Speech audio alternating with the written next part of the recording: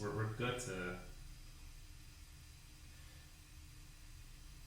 I think we're good to get started. So first of all, thank you everyone for taking your time and joining the Lunch and Learn. For those of you who might have started recently or just joined us, this whole Lunch and Learn program was supposed to be something that incentivizes. First of all, it gives everyone something to look forward to.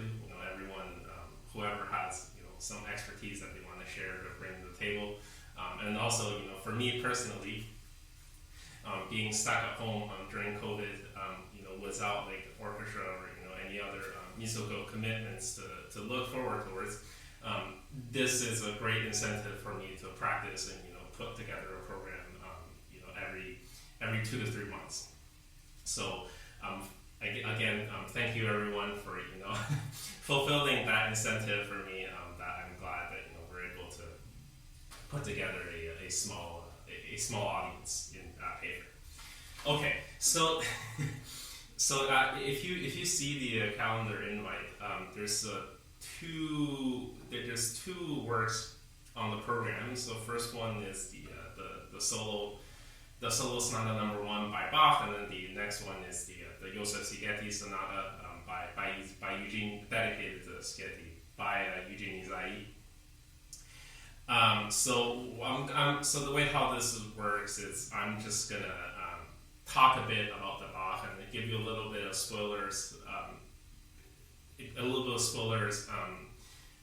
but for each beginning of the movement of the Bach, and then for the Ysaÿe, we'll just play the whole thing through. Okay, so Johann Sebastian Bach. So for those of you who don't know, he's this Baroque composer.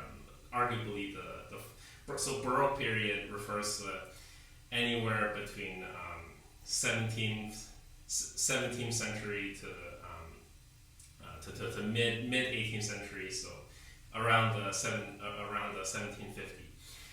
So Bach is arguably the founder of Western harmony, and he wrote this amazing 6 set of sonatas and partitas for solo violin. And there's a very good reason why violinists study them, and it has to, in my personal opinion, it has to do with the fact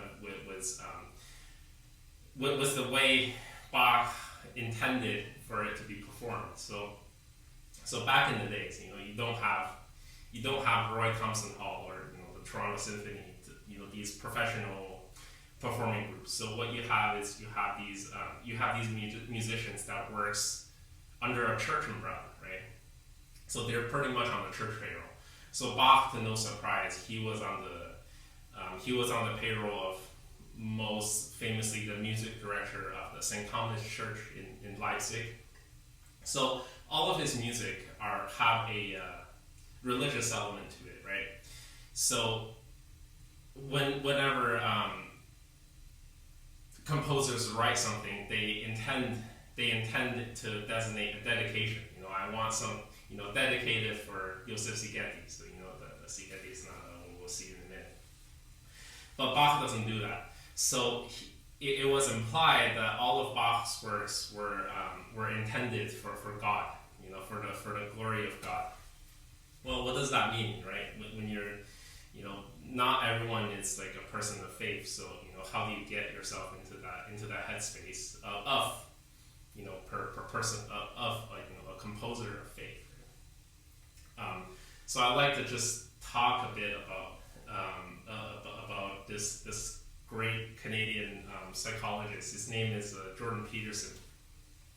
As you guys may well know, he's a very controversial figure for the things he's said.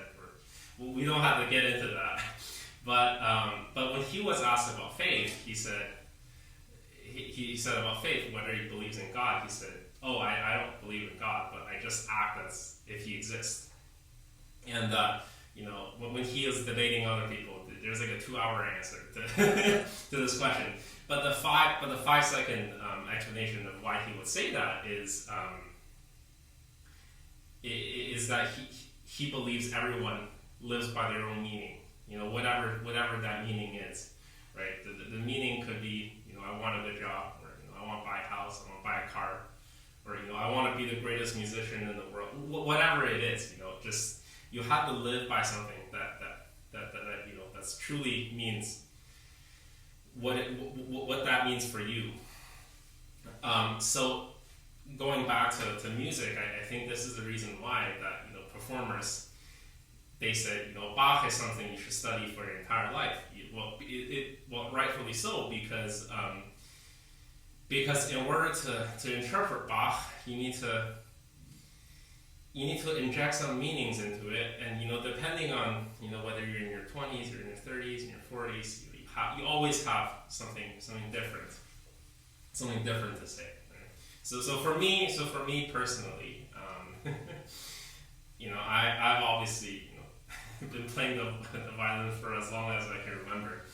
So rightfully so, I've gotten past the stage of just getting the right notes at the right time. So what am I thinking right now? Well, things are a little bit spiritual or superficial now. The way how I find the so-called your own voice. Well, what does that mean by finding your own voice? Well, once you get past the stage of just getting the right notes at the right time, you start to build up a cognition of the type of sound you want in your head, and you do whatever it takes to interpret that sound on the violin. So whatever sound you play on the violin, that's what speaks for you, right? So it could be many different things, right? It could be finding new equipment. For example, like I recently spent a considerable amount on experimenting in different setups. Whether it's like a chin rest or like a shoulder rest or like a new bow repair. How tightness you want the hair, or even like new strength. Right? Those all, it means all different things, but at the end of the day. Okay, sorry, I was just checking the microphone actually. It is. But at the end of the day, there's a level more than that. That is, after a certain point, getting better on the violin actually doesn't involve the violin anymore. So I'll give you an example. Like every time I need to get into the headspace of wanting to practice or willing to work on something, like it's really hard for me to focus when after I cook dinner, or I smell the house full of grease. You see the dirty dishes in the sink, you see the dirty laundry like downstairs. So when you see these things, it's really hard for you to get into that headspace. So then again, then there's begins more strings attached to what music means for me, right? So what do I do? Well, you do the dishes in the sink, you do the laundry, you mop the floor, you turn the humidifier on, you open the windows, so that you get like a fresh house that you can that when you just take a breath, that oh, this is something I want to make music in. So I think this really goes back to when Daniel Barenboim, he's this Argentinian pianist. He is Jewish, so he has a lot of ties with Israel. So his most notable work was the East-West Divan Orchestra, where you get people from Israel, Palestine, or Egypt to all play together in an orchestra in effort of the political turmoil. So what he said, it's music is not a career, right? It's a way of life. So I think I'm really starting to figure out what that what way of life is by just getting yourself better in all of these all of these areas of life. So without further ado, maybe I'll just give you a little bit spoiler alert of what the Bach sounds like. So each of these solo sonatas, it consists of 4 movements, right? So first thing is the Adagio, right?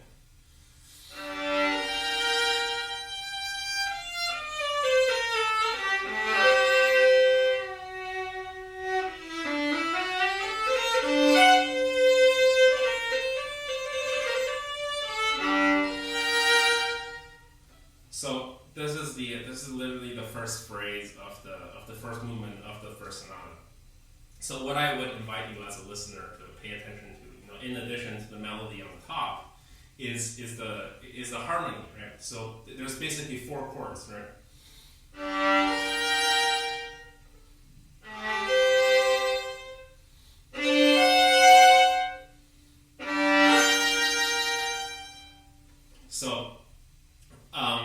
So, I would like to invite you to, when I play this work, just pay attention to the beginning of each note and see if you can pick up the harmony in transition, in addition to whatever free flowing melody on the top.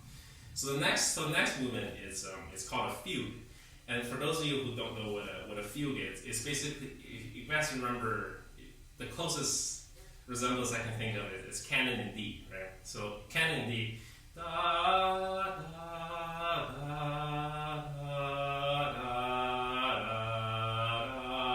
da, and then the next voice comes in, da, da, basically like a repeat of what's being said before. So a fugue, rightfully so, it's pretty much the same thing. So you have the main so-called subject. We call it a subject.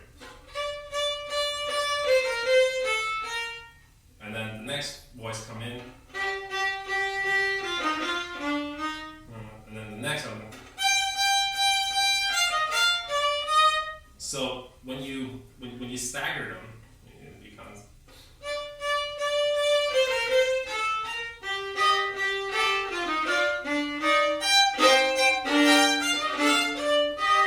Right. So that is a fugue, and then in the.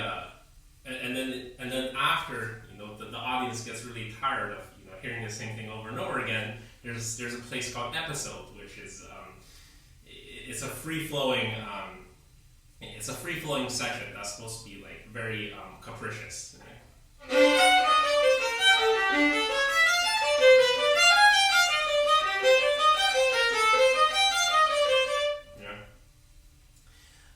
So that is it for fugue. The third movement you called is a Siciliana. So a Siciliana is as the name suggests, it's a type of dance on the Sicily Islands. Interesting about the meter is that it's in 12. So what does that mean? It means it's 1, 2, 3, 2, 2, 3, 3, 2, 3, 4, 2, 3.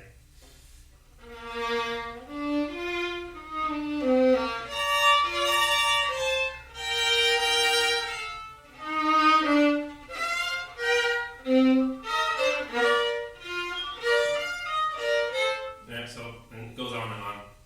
And then the fourth movement, name suggests a Presto. So I'm sure that was it. That does not mean the number one transit system in North America. That does not mean that. But Presto, it just means very fast in Italian. So.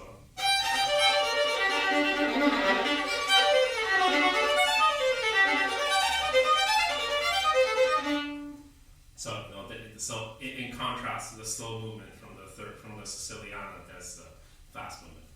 Okay, so I think we're done. I think I've done enough talking. So maybe we'll just get to the work itself. So here you go, the Sonata No. 1 by J.S. Bach.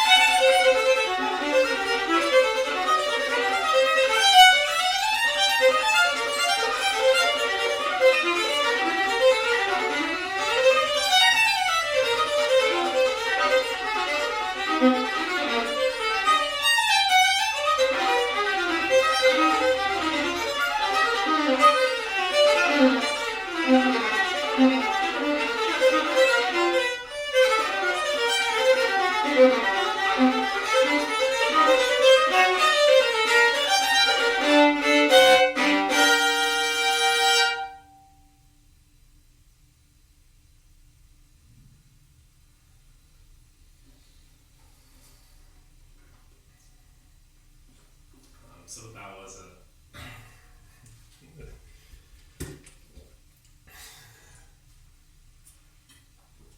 or refreshments.